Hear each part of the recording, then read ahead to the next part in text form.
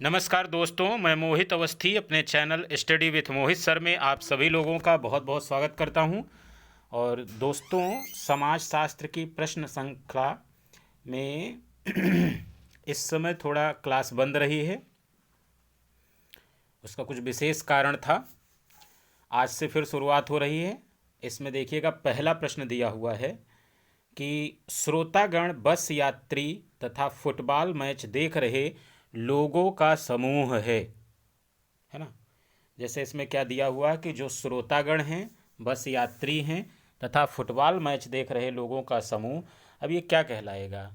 ये सहयोगी समूह कहलाएगा कि समुच्चय कहलाएगा कि सामाजिक समूह कहलाएगा, या इनमें से कोई नहीं, है ना। तो आपको पता है कि जैसे मान लीजिए श्रोतागण हैं, बस यात्री हैं तथा फुटबॉल मैच देख रहे हैं, तो ये क्या हो जाता है? एक प्रकार का समुच्चय हो जाता है, क्योंकि अलग अलग प्रकार के लोग हैं, है ना। श्रोतागण भी हैं, बस यात्री भी हैं और फुटबॉल मैच देख रहे लोग हैं। तो ये क्या कहलाता है? ये समूह समुच्चय कहलाता है। क्या कहलाता है? समूह समुच्चय। इसमें केवल समुच्चय लिखा हुआ है, लेकिन इसका सही आंसर क्या हो जाएगा?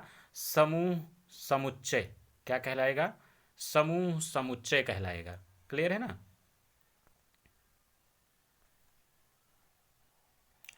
आंसर हो जाएगा बी। अगला है, आत्मदर्पण का सिद्धांत किसने प्रस्तुत किया? प्रश्न है, आत्मदर्पण का सिद्धांत किसने प्रस्तुत किया? अच्छा, एक चीज़ याद रखिएगा कि एक मैं ट्रिक बताता हूँ। कभी अगर मैंने थ्योरी क्लास पढ़ाया है तो उसमें बताया होगा कि आत्मा कूल है, आत्मा कूल है, या आत्मा को कूल बनाए रखिए, आत्मा को कूल बनाए रखिए। तो इसका मतलब क्या हो जाएगा कि इसका सही आंसर क्या हो जाएगा कि आत्मदर्पण का सिद्धांत किसने प्रस्तुत किया? आत्मदर्पण का सिद्धांत किसने प्रस्तुत किया? तो क्या बताएंगे? कूले ने प्रस्तुत किया। किसने? कूले ने। नेक्स्ट प्रश्न देखते हैं। संस्कृति की सबसे छोटी इकाई क्या है? संस्कृति की सबसे छोटी इकाई क्या होती है? देखिए, संस्कृति की जो सबसे छोटी इकाई होती है वो संस्कृति लक्षण है ना। संस्कृति लक्षण है। जैसे पदार्थ की सबसे छोटी इकाई अगर आपसे पूछा जाए कि पदार्थ की सबसे छोटी इकाई क्या होती है, तो क्या बताएंगे? परमाणु। शरीर की सबसे छोटी इकाई क्या होती है, तो क्या बताएंगे? कोशिका, है ना। और अगर मान लीजिए सामाजिक संरचना की सबसे छोटी इकाई पूछा जाए तो क्या बता देंगे? परिवार। तो संस्कृति की सबसे छोटी इकाई होती है संस्कृति लक्षण। क्या होती है? संस्कृति लक्षण। तो इसका सही आंसर क्या हो जाएगा? ए। सही आंसर क्या हो जाएगा? ए, है ना। नेक्स्ट प्रश्न, प्रदत्त परिस्थिति आधारित है। प्रदत्त परिस्थिति आधारित है। प्रदत्त का मतलब क्या होता है कि जो आपको मिली हुई है। जैसे मैंने आपको बताया होगा कि राल्फ लिंटन ने 1936 में दो प्रकार की परिस्थितियां बताया है। किसने बताया है? Ralph Linton. याद रखिएगा, राल्फ लिंटन ने 1936 में दो प्रकार की परिस्थितियां बताया है। पहला क्या हो जाएगा? प्रदत्त परिस्थिति, और दूसरा क्या हो जाएगा? अर्जित परिस्थिति। पहली क्या हो जाएगी? प्रदत्त परिस्थिति। दूसरा क्या हो जाएगा? अर्जित परिस्थिति, है ना। तो देखिए, प्रदत्त परिस्थिति क्या होती है? जैसे जिस जाति में आपने जन्म लिया, या प्रजाति में, या नातेदारी, या लिंग, है ना, आप मेल हैं या फीमेल, या आपकी आयु, ये जितनी भी चीज़ें होती हैं वो सब क्या हैं? प्रदत्त परिस्थिति हैं। अगर हम अर्जित परिस्थिति की बात करें तो आपके गुण हैं, आपकी योग्यता है, क्षमता है, ये या मान लीजिए आपने कितनी शिक्षा प्राप्त की है, या व्यवसाय आपका कितनी ऊंचाई पर पहुंचा है। विवाह को भी अर्जित परिस्थिति, ध्यान रखिएगा, विवाह को भी अर्जित परिस्थिति माना गया है, वो प्रदत्त परिस्थिति नहीं है। विवाह भी डिपेंड करता है कि आप किससे करेंगे, है ना। गरीब परिवार में करेंगे या अमीर परिवार में करेंगे तो आपका स्टेटस भी डिपेंड करेगा। तो विवाह है ना, व्यवसाय है, शिक्षा है ना, गुण हैं, योग्यता है, क्षमता है, ये सारी चीज़ें जो हैं आपकी अर्जित परिस्थिति में आती हैं। जबकि जाति, प्रजाति, नातेदारी, लिंग, आयु, ये सब किस में आता है? प्रदत्त परिस्थिति में आता है। और राल्फ लिंटन ने 1936 में परिस्थिति को दो भागों में डिवाइड किया था, प्रदत्त परिस्थिति और अर्जित परिस्थिति। अब देखिए इसमें प्रश्न क्या है कि प्रदत्त परिस्थिति आधारित है ना, तो प्रदत्त परिस्थिति किस पर आधारित हो जाएगी, है ना? क्या आय पर आधारित होगी? आय पर तो अर्जित हो जाएगा। योग्यता की बात करें तो योग्यता भी किस में आ जाएगा? अर्जित में। सामाजिक सांस्कृतिक मूल्यों पर, यही आंसर हो जाएगा कि सामाजिक सांस्कृतिक मूल्यों पर ही प्रदत्त परिस्थिति आधारित होती है। किस पर आधारित होती है? सामाजिक सांस्कृतिक मूल्यों पर। तो इसका सही आंसर क्या हो जाएगा? ए। सही आंसर क्या हो जाएगा? ए हो जाएगा।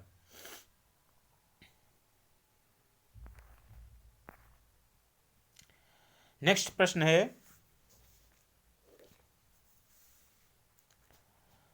पूर्वाभासी सामाजीकरण का अर्थ। नेक्स्ट प्रश्न है पूर्वाभासी सामाजीकरण का अर्थ है ना? पूर्वाभासी सामाजीकरण का अर्थ क्या है? अब देखिए इसमें विकल्प दिए हुए हैं। पहला विकल्प है अज्ञात भूमिकाओं के लिए सामाजीकरण। पहला विकल्प है अज्ञात भूमिकाओं के लिए सामाजीकरण। दूसरा है भावी भूमिकाओं के लिए सामाजीकरण। तीसरा है निश्चित भूमिकाओं के लिए सामाजीकरण। और चौथा क्या है? व्यावसायिक भूमिकाओं के लिए सामाजीकरण, है ना? तो समझने वाली बात क्या है कि पूर्वाभासी सामाजीकरण क्या है? पूर्वाभासी सामाजीकरण का मतलब सिर्फ इतना होता है कि जो आपको भविष्य में भूमिका निभाना है, जो आपको भविष्य में फ्यूचर में भूमिका निभाना है, रोल निभाना है, उसके लिए सामाजीकरण ही क्या कहलाता है? पूर्वाभासी सामाजीकरण कहलाता है ना?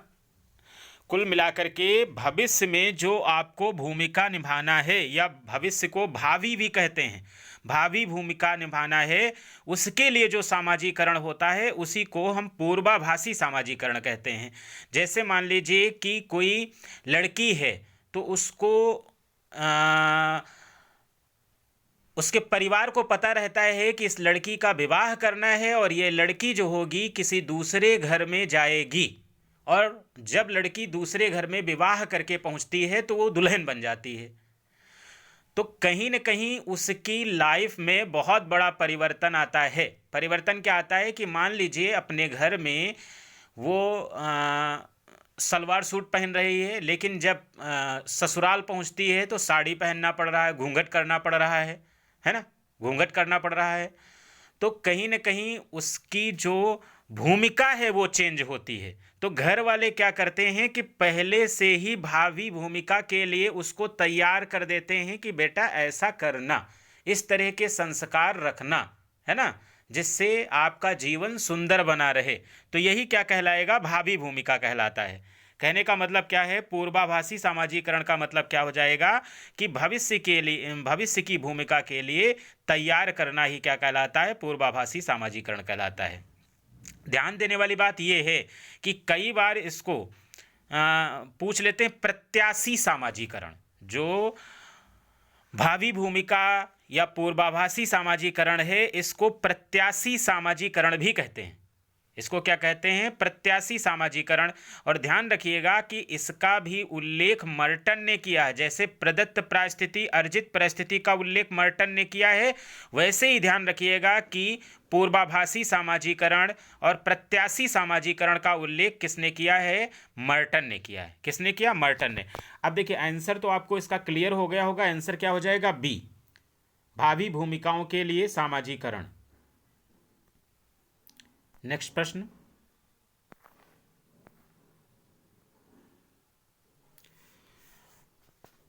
भूमिका को बुनियादी भूमिका, सामान्य भूमिका एवं स्वतंत्र भूमिका, इन तीन प्रकारों में किसने विभाजित किया है?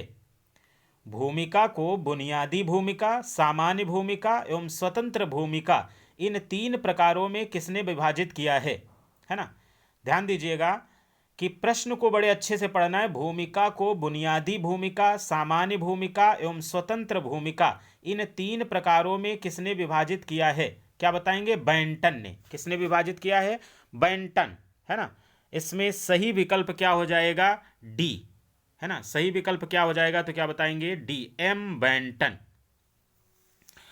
एम बेंटन ही बताते हैं भूमिका को 3 भागों में विभाजित करते हैं। पहला क्या हो जाएगा, बुनियादी भूमिका, फिर सामान्य भूमिका, और अगला क्या हो जाएगा, स्वतंत्र भूमिका, है ना। एम बेंटन ने भूमिका को निम्न 3 प्रकारों में विभाजित किया है, बुनियादी भूमिका, सामान्य भूमिका और स्वतंत्र भूमिका।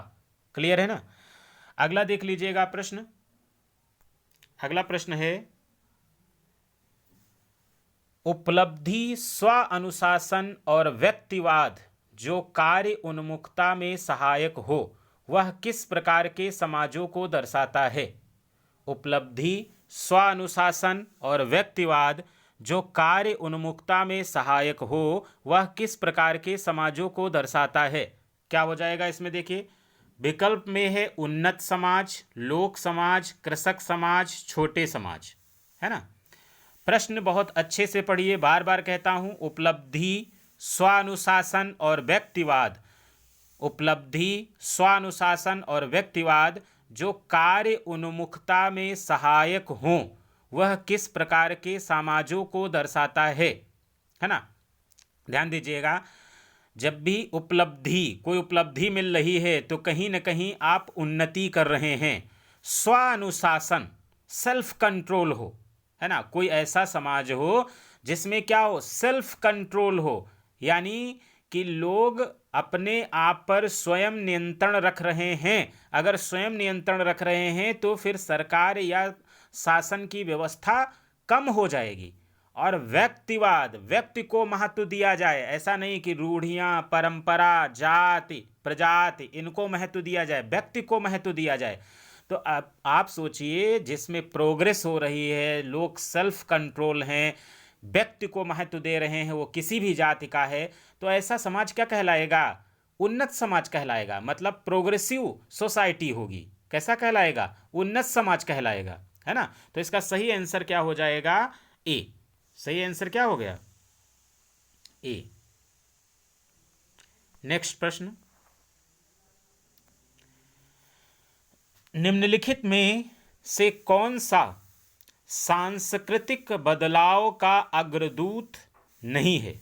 निम्नलिखित में से कौन सा सांस्कृतिक बदलाव का अग्रदूत नहीं है ना। अब देखिए विकल्प में है अन्य संस्कृतियों के साथ संपर्क। सांस्कृतिक बदलाव मतलब आपकी संस्कृति में चेंज आना। जरा सोचिए, अगर आप अन्य संस्कृति के संपर्क में हैं, आप गांव की कल्चर में पले बढ़े हैं, शहर में आ गए हैं, रहने लगे हैं, यानी शहरी संस्कृति आपको मिल रही है, तो क्या कुछ परिवर्तन आएगा कि नहीं आएगा? श्योर है आएगा। कहीं ना कहीं गांव वाली भाषा, पहनावा, खान पान, इन सब चीज़ों को आप छोड़ने लगते हैं और शहरी संस्कृति में घुलने मिलने लगते हैं। तो अन्य संस्कृतियों के साथ संपर्क, ये तो भाई सही हो जाएगा। निम्नलिखित में से कौन सा सांस्कृतिक बदलाव का अग्रदूत नहीं है? तो अन्य संस्कृतियों के साथ संपर्क सांस्कृतिक बदलाव का अग्रदूत है। फिर सांस्कृतिक अनुकूलन, सांस्कृतिक अनुकूलन, अच्छा क्रांति सांस्कृतिक अनुकूलन को थोड़ी देर के लिए छोड़ दीजिए, क्रांति के बारे में सोचिए। अगर किसी प्रकार की कोई क्रांति आ रही है ना, मान लीजिए जैसे क्रांति का मतलब ही होता है क्या हो रहा है, परिवर्तन हो रहा है। और कैसा परिवर्तन होगा? अमूलचूल परिवर्तन होगा। जब अमूलचूल परिवर्तन हो रहा है और यहाँ समाज और संस्कृति की बात हो रही है, तो जाहिर सी बात है सांस्कृतिक बदलाव होगा। सांस्कृतिक लक्षण का प्रसार, सांस्कृतिक लक्षण का अगर मान लीजिए प्रसार हो रहा है, जैसे शहर के लोग हैं, अब पता चल रहा है कि कोट पैंट में घूमते हैं और कहीं गांव की बारात है तो वहाँ पहुँचे, है ना, खान पान, ये व्यवस्थाएं, तो देख लीजिए कि कहीं ना कहीं वो लोग, गांव वाले लोग भी वो शहरी कल्चर को अडाप्ट कर रहे हैं। पहले आपने देखा होगा कि जो बफर सिस्टम, स्टैंडिंग भोजन करने वाली व्यवस्था है, ये शहरों में होती थी, गांव में नहीं होती थी। लेकिन वर्तमान समय में ये एक प्रकार का सांस्कृतिक लक्षण है जो गांवों में भी पहुंच गया है ना, तो ये भी सही हो जाएगा। लेकिन जो सांस्कृतिक अनुकूलन होता है वो सांस्कृतिक बदलाव का अग्रदूत नहीं है। तो इसका सही आंसर क्या हो जाएगा? बी। सही आंसर क्या हो जाएगा? बी।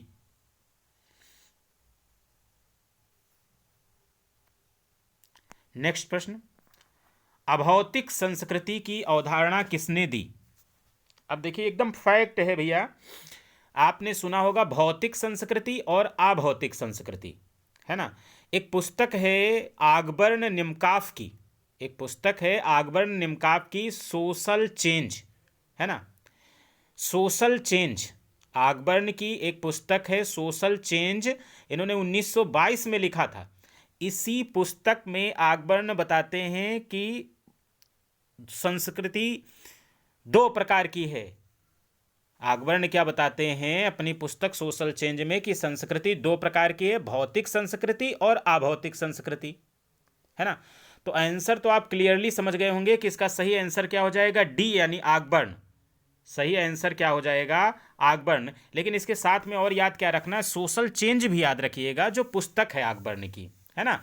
इसी में इन्होंने भौतिक संस्कृति और अभौतिक संस्कृति की बात की है। देखिए भौतिक संस्कृति आप लोग जानते हैं, जैसे जो भी फिजिकल चीज़ें हैं, मान लीजिए जैसे टेक्नोलॉजी बढ़ रही है, तकनीकी बढ़ रही है, तो तकनीकी बढ़ रही है तो ये किस में आ जाएगा, भौतिक संस्कृति। यानी अगर भौतिकता में जो भौतिकता है ना, जो आपकी टेक्नोलॉजी बढ़ रही है, संसाधन बढ़ रहे हैं, मशीनीकरण बढ़ रहा है, तो इन सारी चीज़ों को आगबर्न बताते हैं कि ये भौतिक संस्कृति है। मतलब भौतिक वस्तुओं का विस्तार हो रहा है ना। तो ये सब क्या हो जाएगा, भौतिक संस्कृति। अभौतिक के बारे में कहते हैं, अभौतिक संस्कृति के बारे में कहते हैं जैसे धर्म है, कला है, साहित्य है, परंपरा है, इन सब चीज़ों को आगबर्न अभौतिक संस्कृति में रखते हैं। जैसे धर्म, कला, साहित्य, परंपरा, इन सबको किस में रखते हैं, अभौतिक संस्कृति में रखते हैं। नेक्स्ट प्रश्न देख लेते हैं,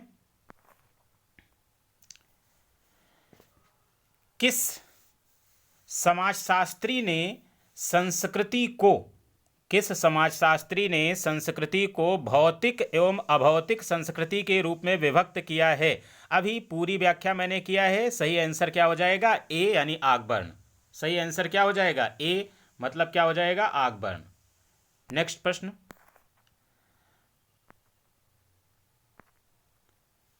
सामाजीकरण के संदर्भ में, सामाजीकरण के संदर्भ में मैं और मुझे की अवधारणा किसके द्वारा प्रस्तुत की गई? सामाजीकरण के संदर्भ में मैं और मुझे की अवधारणा किसके द्वारा प्रयुक्त की गई है ना। अब विकल्प में क्या है, फ्रायड है, दूसरा क्या है, कूले है, और सी क्या है, जॉनसन, और डी क्या है, मीड। डी क्या हो जाएगा, मीड, है ना। तो इसका सही आंसर क्या हो जाएगा, मीड। सही आंसर क्या हो जाएगा, मीड। सही आंसर क्या हो जाएगा, मीड, है ना, यानी डी। विकल्प क्या हो जाएगा, डी। अब देखिए ये क्लियर रहिएगा कि मैं और मुझे, है ना, जब भी आ जाए मैं और मुझे, दोनों में माँ है, और मीड में भी क्या है, माँ, है ना। मैं और मुझे की बात कौन करता है, मीड, है ना। मैं का मतलब क्या होता है कि ये कहीं ना कहीं संकीर्णता या असामाजिकृत शिशु, मीड कहते हैं, हम नहीं कहते हैं, कि मैं एक ऐसे असामाजिक शिशु को इंगित करता है जो नैसर्गिक जरूरतों और इच्छाओं का एक पुंज होता है। साथ में याद रखिएगा कि मैं जो होता है वो व्यक्ति के जैविकीय पक्ष यानी बायोलॉजिकल को व्यक्त करता है ना। याद रखिएगा कि मैं एक ऐसे असामाजिकृत शिशु को इंगित करता है जो नैसर्गिक जरूरतों और इच्छाओं का एक पुंज होता है। साथ में मैं व्यक्ति के जैविकीय पक्ष को अभिव्यक्त करता है।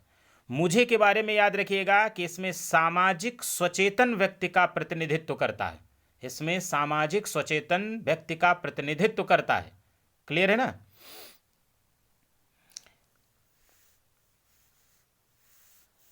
इसमें मुझे के बारे में एक बात और याद रखिएगा कि जैसे मान लीजिए कि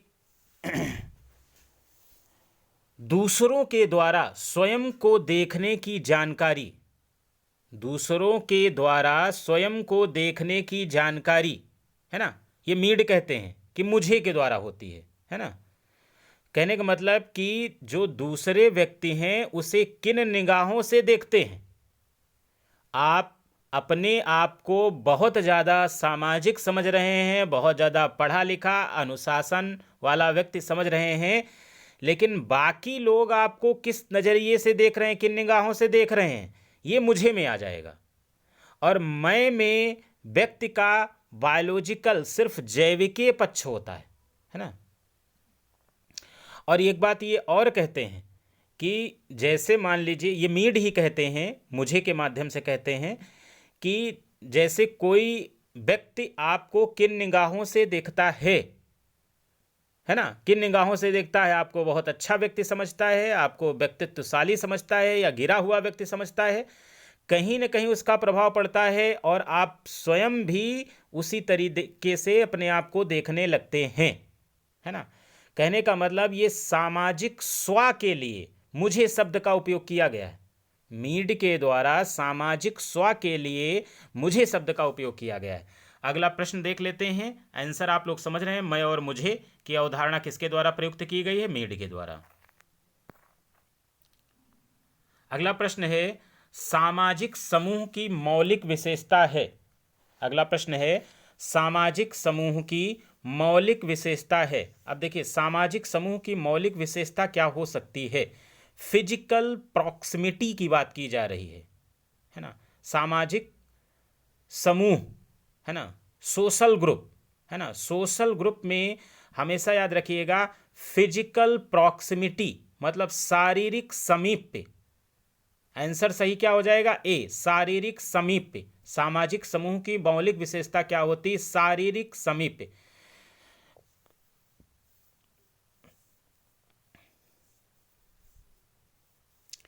आपको ये पता ही है कि जो भी सामाजिक समूह होता है उसमें दो या दो से अधिक व्यक्ति पारस्परिक रूप से एक दूसरे को प्रभावित करते हैं, है ना। जब दो या दो से अधिक व्यक्ति पारस्परिक रूप से एक दूसरे को प्रभावित करते हैं तथा किसी सामान्य हितों के लिए एक दूसरे के साथ अर्थपूर्ण अंतःक्रिया, अर्थपूर्ण याद रखिएगा, अर्थपूर्ण अंतःक्रियाओं के द्वारा संबंध स्थापित करते हैं तो एक समूह का निर्माण होता है। ये परिभाषा याद रखिएगा। मतलब इसमें फिजिकल प्रॉक्सिमिटी यानी शारीरिक समीप अनिवार्य है सामाजिक समूह में। जब दो या दो से अधिक व्यक्ति पारस्परिक रूप से एक दूसरे को प्रभावित करते हैं तथा किन्हीं सामान्य हितों के लिए एक दूसरे के साथ अर्थपूर्ण अंतःक्रियाओं के द्वारा संबंध स्थापित करते हैं तो एक समूह का निर्माण होता है। अगला प्रश्न है 26, है ना। लेकिन ये 26 प्रश्न से हम लोग करेंगे अगली क्लास में। आज के लिए धन्यवाद, मिलते हैं अगली क्लास में।